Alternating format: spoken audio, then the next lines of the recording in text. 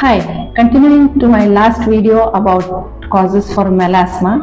ಇವತ್ತು ನಾನು treatment of melasma ಬಗ್ಗೆ ಡಿಸ್ಕಸ್ ಮಾಡ್ತೀನಿ. ಸೊ ಟ್ರೀಟ್ಮೆಂಟ್ ಆಪ್ಷನ್ಸ್ ಅಲ್ಲಿ ಬರೋದು ಒಂದು ಮೆಡಿಕಲ್ ಟ್ರೀಟ್ಮೆಂಟ್, ನೆಕ್ಸ್ಟ್ ಬರೋದು ಪ್ರೊಸೀಜರ್ಸ್.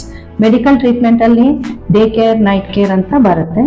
ಡೇ ಸ್ಕಿನ್ ಕೇರ್ ಅಲ್ಲಿ ಮೋಸ್ಟ್ ಇಂಪಾರ್ಟೆಂಟ್ ಸನ್ಸ್ಕ್ರೀನ್ ಅಷ್ಟೇ.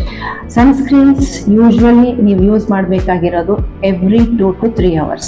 ಇಂಡೋರ್ಸ್ ಇರಲಿ, ಔಟ್ಡೋರ್ಸ್ ಇರಲಿ, ಸಮ್ಮರ್, ವಿಂಟರ್, ರೈನಿ ಸೀಸನ್ನು ಏನು ಸೀಸನಲ್ ಅಂತೂ ಇರಲ್ಲ. ಎವ್ರಿ ಸೀಸನ್ ನೀವು ಯೂಸ್ ಮಾಡಲೇಬೇಕು. ಆ್ಯಂಡ್ ಕ್ವಾಂಟಿಟಿ ಎಷ್ಟು ಯೂಸ್ ಮಾಡ್ತೀರಿ ಅದನ್ನು ಇಂಪಾರ್ಟೆಂಟ್. ನೆಕ್ಸ್ಟ್ ಸ್ವಲ್ಪ ಸೀರಮ್ಸು ಕೊಡ್ತಾ ಇರ್ತೀವಿ, ಮಾಯಿಶ್ಚರೈಸರ್ಸ್ ಕೊಡ್ತಾ ಇರ್ತೀವಿ. ಓರಲ್ ಮೆಡಿಕೇಶನ್ ತುಂಬ ಹೆಲ್ಪ್ ಆಗುತ್ತೆ. ನೈಟ್ ಸ್ಕಿನ್ ಕೇರಲ್ಲಿ ಬರುತ್ತೆ ನಿಮ್ಗೆ ಡಿಪಿಗ್ಮೆಂಟಿಂಗ್ ಏಜೆಂಟ್ಸ್ ಬರುತ್ತೆ, ಅದ್ರ ಜೊತೆ ಮತ್ತೆ ಸೀರಮ್ಸು, ಮತ್ತು ಯು ಕ್ಯಾನ್ ಅಪ್ಲೈ ಮಾಯಿಶ್ಚರೈಸರು ಆ ಥರ ಬರುತ್ತೆ. ಸೊ ಈ ಥರ ಸ್ಕಿನ್ ಕ್ರೀಮ್ಸ್ ಅಪ್ಲಿಕೇಶನಲ್ಲಿ ನಾವು ಬಂಗನ್ನು ಕಂಟ್ರೋಲಲ್ಲಿ ಇಟ್ಕೋಬಹುದು. ಆ್ಯಂಡ್ ಕನ್ಸಿಸ್ಟೆಂಟ್ ಆಗಿರಬೇಕು. ನೀವು 1 ತಿಂಗಳ ಯೂಸ್ ಮಾಡಿದೆ, 2 ದಿನ ಯೂಸ್ ಮಾಡಿದೆ ಆ ಥರ ಮಾಡಿದರೆ ಹೋಗಲ್ಲ. ತುಂಬ ಪೇಷನ್ಸ್ ಬೇಕು ಇದಕ್ಕೆ. ನೆಕ್ಸ್ಟ್ ಬರುತ್ತೆ ಪ್ರೊಸೀಜರ್ಸ್ ಅಲ್ಲಿ ಕೆಮಿಕಲ್ ಪೀಲ್ಸ್ ಅಂತ ಮಾಡ್ಬೋದು, which are really good. Special ಅಂದರೆ ಎಪಿಡರ್ಮಲ್ ಮೆಲಾಸ್ಮಾ ಅಂತ ಹೇಳ್ತೀವಲ್ಲ, ಅದಕ್ಕೆ ಕೆಮಿಕಲ್ ಪೀಲಿಂಗ್ ಡೆಫಿನೆಟ್ಲಿ ಚೆನ್ನಾಗಿ ಹೆಲ್ಪ್ ಆಗುತ್ತೆ.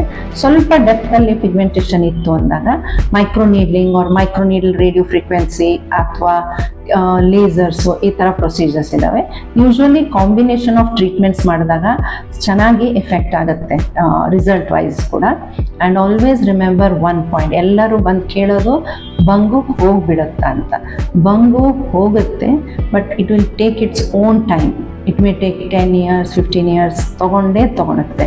So always you have to be consistent in your treatment. And ಅದನ್ನು ಕನ್ಸಿಸ್ಟೆಂಟ್ ಇದ್ದರೆ ನೀವು ಅದನ್ನು ಯೂಶ್ವಲಿ ಸ್ಪ್ರೆಡ್ ಆಗೋದನ್ನು ಕಂಟ್ರೋಲ್ ಮಾಡ್ಕೋಬೋದು. ಆ್ಯಂಡ್ ತುಂಬ ಎದ್ದು ಕಾಣೋದಿಲ್ಲ ಅವಾಗ. ಆ್ಯಂಡ್ ಸ್ವಲ್ಪ ಬಂಗಿರೋರಿಗೆ ಯೂಶ್ವಲಿ ನಾವು ಹೋಗಿಸ್ಕೊಡ್ತೀವಿ, ಬಟ್ ಹೋಗಿಸ್ಕೊಟ್ಮೇಲೂ ಕೂಡ ನೀವು ಕನ್ಸಿಸ್ಟೆಂಟ್ ಆಗಿದ್ದರೆ ಟ್ರೀಟ್ಮೆಂಟಲ್ಲಿ ಮತ್ತೆ ರಿಕರೆನ್ಸ್ ಇರಲ್ಲ. Okay, so thank you.